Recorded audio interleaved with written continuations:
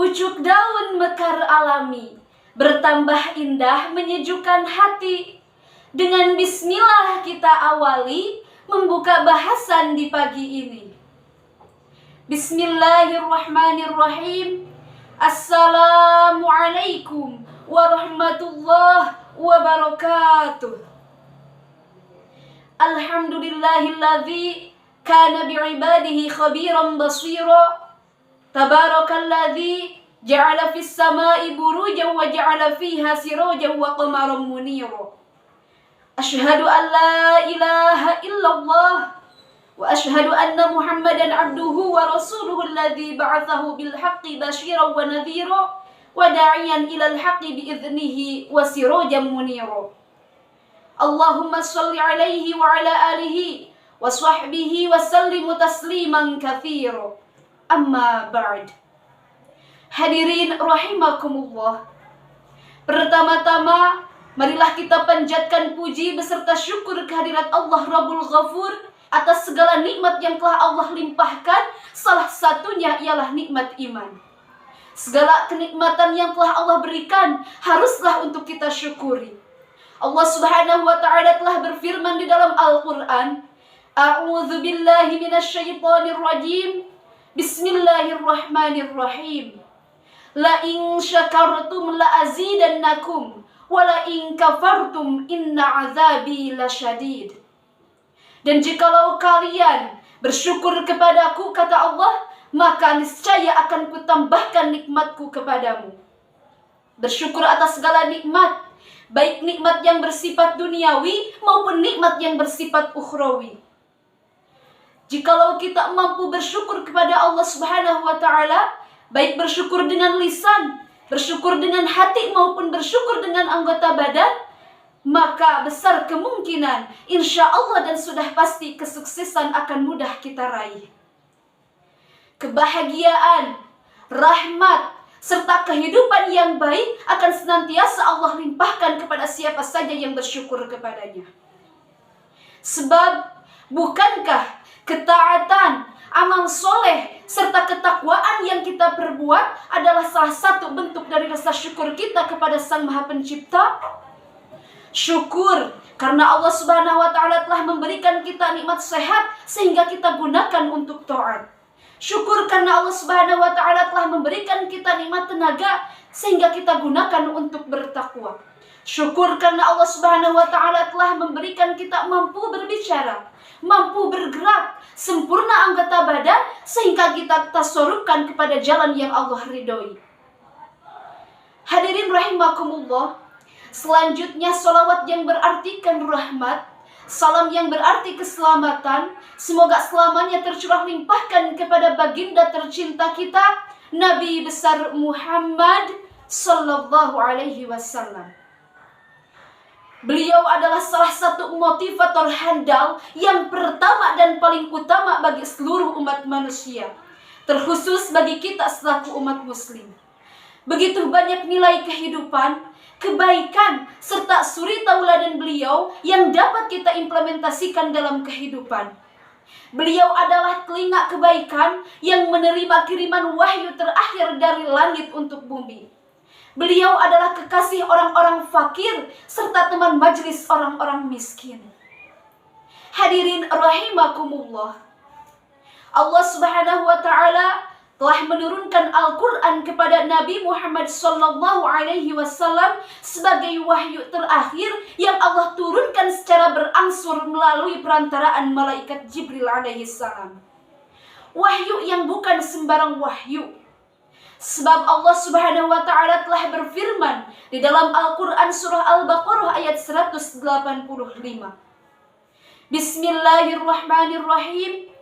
Syahrul Ramadan alladzi unzila fihi al-Qur'an hudan lin-nasi wa bayyinatin minal huda wal furqan.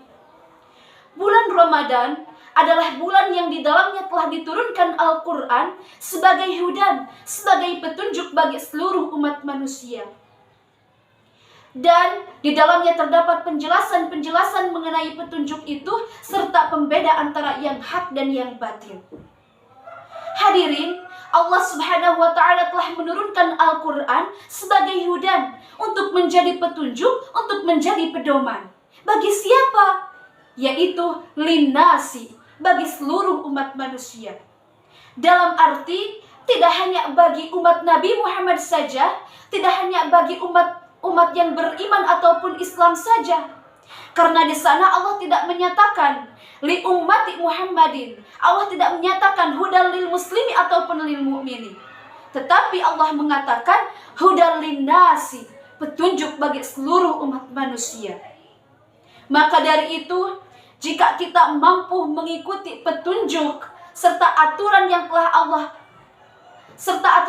yang telah termaktub di dalam Al-Quran, maka niscaya kita akan berada dalam kehidupan yang lurus, kehidupan yang penuh dengan ridho dan rahmatnya. Namun sebaliknya, jika kita berpaling dari Al-Quran, maka sebagaimana firman Allah di dalam Quran surah Toha ayat 124, وَمَنْ أَعْرَضَ عَنْ ذِكْرِي فَإِنَّ لَهُ مَعِيشَةً ضَنْكًا وَنَحْشُرُهُ يَوْمَ الْقِيَامَةِ أَعْمَى. Barang siapa yang berpaling dari peringatanku, kata Allah, maka sesungguhnya baginya lah kehidupan yang sempit, dan Allah akan menghimpunkannya pada hari kiamat dalam keadaan buta. Hadirin rahimakumullah, Imam Ibnu Katsir dalam tafsirnya mengatakan, "Waman a'rada 'an dzikri", barang siapa yang berpaling dari mengingatku, yaitu melanggar perintah Allah dan apa yang telah Allah turunkan kepada nabinya, dan apa yang telah Allah perintahkan kepada rasulnya. Tinggalkan dia dan lupakanlah dia, dan carilah dan ambillah petunjuk dari orang lain. Karena sesungguhnya dia berada dalam kehidupan yang sulit, yaitu kehidupan yang sulit di dunia ini. Tidak ada ketenangan, sehingga tidak ada ketenangan bagi dirinya, serta tidak ada kelegaan dalam dadanya. Maka dari itu, jangan heran para hadirin, jika kita merasa hidup kita terasa hampa, jauh dari ketenangan, penuh dengan masalah dan sebagainya, maka bisa jadi kita telah jauh dari Al-Quran, jauh dari aturan Al-Quran, sehingga membuat kita berani mendobrak apa yang telah Allah haramkan, yang membuat kehidupan kita penuh dengan kesempitan. Maka dari itu hadirin, janganlah dalam kehidupan ini, janganlah kita berbuat sombong dan semena-mena, merasa diri tidak ada yang memperhatikan, merasa diri tidak ada yang mengatur, merasa diri tidak ada yang memperhatikan. Karena sejatinya setiap apa yang kita perbuat akan dimintai pertanggungjawaban di akhirat kelak. Segalanya akan diperhitungkan. Maka dari itu, hasibu qabla an tuhasabu. Hisablah diri kalian, perhitungkanlah diri kita sebelum diperhitungkan di hadapan Allah kelak. Sebab bahagia, selamat dan celakanya kita di akhirat kelak tergantung kepada tingkah laku, amal perbuatan kita selama di dunia saat ini. Hadirin rahimakumullah. Maka dari itu, sesibuk-sibuknya kita dengan kehidupan dunia, janganlah sampai ada satu detik pun yang tidak kita pakai untuk membaca Al-Quran. Karena jika kita merasa enggan, malas, dan tidak mau untuk membaca Al-Quran, bisa jadi Al-Quran sendirilah yang tidak rindu untuk kita baca. Al-Quran sendirilah yang enggan untuk kita baca. Entah karena dosa-dosa kita, entah karena kita yang terlalu mengabaikan Al-Quran, atau mungkin kehidupan kita yang telah jauh dari aturan Al-Quran. Na'udzubillah, tsumma na'udzubillah. Hadirin rahimakumullah, sekian pemaparan yang dapat saya sampaikan. Semoga ada manfaatnya. Wallahul muwafiq ila aqwamit thariq. Wassalamualaikum warahmatullahi wabarakatuh.